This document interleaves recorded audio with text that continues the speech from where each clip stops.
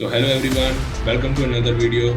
इस वीडियो में हमारे साथ होंगे हरसिमरन सिंह, जो अपने एक्सपीरियंस को शेयर करेंगे और जो अपनी प्रेपरेशन जर्नी के बारे में बताएंगे। तो बने रहिए इस वीडियो के साथ।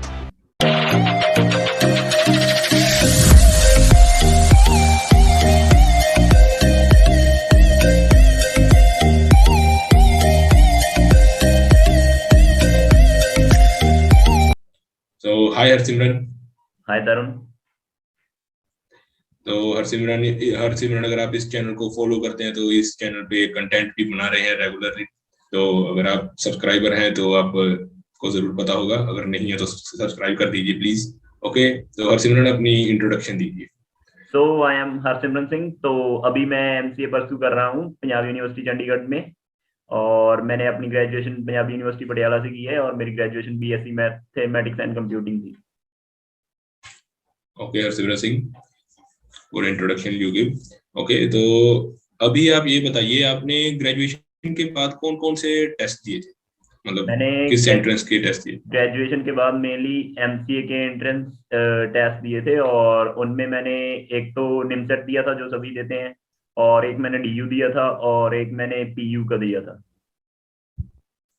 ओके, तो इन टेस्ट में जरा अपनी रैंक थोड़ी बता दीजिए कि क्या क्या हाँ, आई तो थी रैंक। पहले 4 अगस्त को मेरा सबसे पहला पेपर हुआ था एमसीए एंट्रेंस का, और वो था पीयू का। और उसमें मेरी रैंक आई थी, जो सीईटी में मेरी रैंक आई थी वो थी 8th रैंक। और उसके बाद मैंने निमसेट का पेपर था मेरा, वो था 7 अगस्त को, उसके 2 दिन बाद तीसरे दिन। और उसमें मेरी रैंक आई थी 539 इन जनरल कैटेगरी। तो उसके बाद मैंने डीयू का दिया था। डीयू का पेपर हुआ था शायद 1 अक्टूबर, और पता नहीं, शायद 1 अक्टूबर को ही हुआ था, इसके आसपास था। तो उसमें मतलब मेरा पेपर इतना अच्छा नहीं गया था जैसी मेरी एक्सपेक्टेशन थी, और उसमें मेरा कंबाइंड रैंक 21 था। तो उसमें मेरी एडमिशन नहीं हो पाई थी। ओके, तो एडमिशन डीयू में नहीं हो हाँ, पाई थी, और उसके लिए कोई, जो उसके बारे में निमसेट भी दिया हम था, डिस्कस करेंगे। जो मैंने निमसेट हाँ हाँ, दिया नीम था सेट की। उसमें जो मुझे इंस्टीट्यूट अलॉट हुआ था, मुझे फर्स्ट काउंसलिंग में मैंने जैसी प्रेफरेंस रखी थी, और उसमें मैंने पहले जो टॉप 5 एनआईटीज हैं उनको रखा था, और उसके बाद मैंने रखा था एनआईटी कुरुक्षेत्र और भोपाल को, उसके बाद मैंने पटना को रखा था। तो मेरा जो था, मुझे पटना अलॉट हो गई थी। तो उसके बाद जब इन्होंने लास्ट काउंसलिंग तक गए और उसके बाद जब फाइनल राउंड आता है तो उसमें इन्होंने बोला था कि आप दोबारा रिफिल कर सकते हैं अपनी प्रेफरेंसेस। तो मैंने एनआईटी जमशेदपुर को इनसे ऊपर रख दिया था। पहली 7 प्रेफरेंसेस मेरी सेम थी और मुझे तब एनआईटी जमशेदपुर अलॉट हो गई थी। वैसे ये रैंक पर एनआईटी जमशेदपुर अलॉट हो गई थी सबको।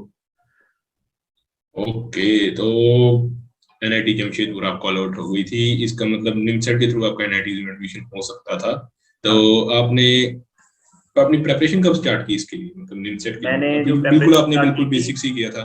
हाँ हाँ, तो मैंने पेपर जैसे दिया था 2021 का था, तो मैंने अपनी प्रेपरेशन मैंने थोड़ा थोड़ा पढ़ना शुरू कर दिया था नवंबर 2020 से। और जैसे कि तब मैं बहुत स्लो पेस में था, तब मैंने पढ़ा था। जैसे कि मैंने लिमिट्स था जो चैप्टर, मैंने कैलकुलस से शुरू किया था।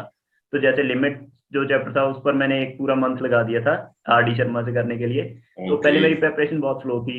मैंने क्योंकि थर्ड सेमेस्टर में था और मैथ्स के सब्जेक्ट होते थे, मैं वो भी पढ़ता था। और उसके बाद मेरा थोड़ा सा और इंटरेस्ट बिल्ड हुआ जब इन्होंने अपने फॉर्म्स निकाले मार्च में। पहले तो मेरी स्लो स्लो में कर रहा था, जब इनके फॉर्म्स आए मार्च में, तो लास्ट वीक ऑफ मार्च में फॉर्म आए होंगे। तो उसके बाद मैंने जब अप्रैल का मंथ था, तब मैंने पूरा अच्छी से वो प्रेपरेशन जब मैंने की थी, तब मेरी सिटिंग बहुत अच्छी है क्योंकि घर पे थे और लॉकडाउन लगा हुआ था। और एग्जाम का भी इतना प्रेशर नहीं था जो एकेडमिक्स थे, क्योंकि पता था कि ऑनलाइन हो जाएंगे। तो उसके बाद मैंने, जब इन्होंने मई में ये कह दिया कि पेपर पोस्टपोन होगा, तो मैं थोड़ा सा फिर ढीला पड़ गया। तो उसके बाद मैंने फिर प्रेपरेशन मतलब इतनी अच्छी नहीं की, छोड़ दी थी। मई में मैंने ठीक ठाक की, और उसके बाद जून में तो मैं कुछ भी नहीं किया था। जून में तो ऐसे था कि एक तो हमारे एग्जाम होने थे लास्ट सेमेस्टर के, और हम्म। ऑनलाइन एग्जाम, तो एक तो मेरा उन पे फोकस था, और उसके बाद थोड़ा सा मैं वैसे ही चिल हो गया। तो जून में मैंने कुछ नहीं किया था। फिर इन्होंने नई डेट्स जब निकाली, तो इन्होंने निकाला था कि एक मंथ रहता था कि 7 अगस्त को पेपर होगा। तो तब मैंने लास्ट मंथ, तो मैं थोड़ा थोड़ा पढ़ता था। इस तैयारी के बीच में डीयू का भी पढ़ता था, क्योंकि वो एक तो मेरा ग्रेजुएशन में मैथ सेम था और वो सब्जेक्ट सेम थे, मैंने कुछ पढ़े हुए थे और कुछ मेरे वो सेमेस्टर में थे। तो मैं साथ साथ इसके निमसेट के साथ साथ डीयू का भी पढ़ता था।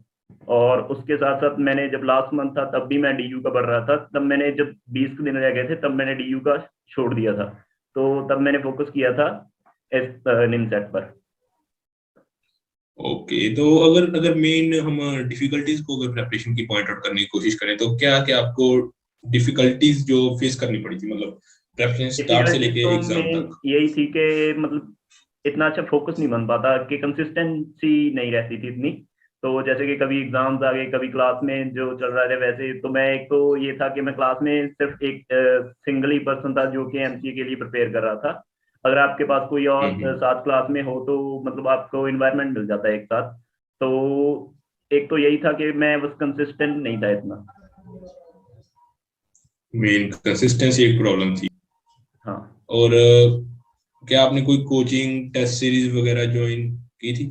नहीं, मैंने कोचिंग कोई भी ज्वाइन नहीं की थी। मैंने एक बार, मुझे थोड़े से नोट्स मिल गए थे लैंडमार्क इंस्टीट्यूट के, वो वैसे कुछ खास तो नहीं था। क्वेश्चंस में मुझे एक बुक मिली थी, उसमें क्वेश्चंस थे, वो भी सारे क्वेश्चंस JEE के थे। तो मैंने वही क्वेश्चंस प्रिपेयर किए थे और मैंने कोचिंग कोई नहीं ली थी। और मैंने मेरी वैसे एक गलती कह सकते हैं, टेस्ट सीरीज अच्छी रहती है अगर आप किसी एग्जाम के लिए प्रिपेयर कर रहे हो। तो मैंने कोई टेस्ट सीरीज भी नहीं ली थी। और जो मैंने, जैसे कि मैंने जो last year previous question paper थे, वो भी मैंने सिर्फ एग्जाम के पास 3-4 सॉल्व किए थे, मुझे लगता है 4 या 5, मतलब इससे ज्यादा नहीं किए होंगे। तो यहाँ एक था कि जहाँ पर मैं लैग कर गया और मैंने ये टेस्ट सीरीज वगैरह और अब प्रीवियस ईयर अच्छे से नहीं किए थे। ओके, तो मेन अगर आप अपनी वैसे उसको बताया क्वेश्चंस जाए, मैंने प्रैक्टिस सजेशंस कर लिए देना थे। चाहें। क्वेश्चन जो जो जो मैंने टॉपिक्स किए थे, जैसे कि थोड़े टॉपिक मेरे छूट भी गए थे, पूरा सिलेबस नहीं हुआ था। तो जो जो टॉपिक्स किए थे उनके मैंने अच्छे नंबर ऑफ क्वेश्चंस कर लिए थे। तो अगर कोई सजेशन अगर आप देना चाहें जो एमसीए की प्रिपरेशन कर रहे हैं, जूनियर्स आपके, यस। उनको आप तो क्या सजेशन? तो सजेशन तो मैं यही देना चाहूंगा कि अगर आपने सोचा है कि आपने MCA करना है और तो आप अच्छे कॉलेज को ही टारगेट करें जो कि टॉप में है। तो ये इतना मुश्किल नहीं होता, आप तब से ही स्टार्ट कर दें और अपना एनवायरनमेंट थोड़ा सा वैसा बना के रखें कि आपको मोटिवेशन मिलेगी, आप ये पढ़ना चाह रहे हैं। तो एनवायरनमेंट मैटर करता है और एक कंसिस्टेंसी होती है, ये दो चीजें अगर आपने सही रखी तो आपका टेस्ट क्लियर हो जाएगा, कोई भी टेस्ट हो। एक्चुअली इन्वायरमेंट इन्वायरमेंट और कंसिस्टेंसी मेन हाँ। बात है जो आप कहना चाह रहे हैं। तो और आखिरी अगर मैं सवाल पूछूं तो आपको जैसे एनआईटी अलॉट हो गई थी, आपने बताया था शुरू में, तो हम्म। एनआईटी के ऊपर अभी आपने पीयू को क्यों प्रेफर किया, मतलब? जैसे कि, तो एक तो मुझे NIT जमशेदपुर अलॉट हो गई थी और मेरी एक एडमिशन हैदराबाद यूनिवर्सिटी में भी हो गई थी वो रैंक पर।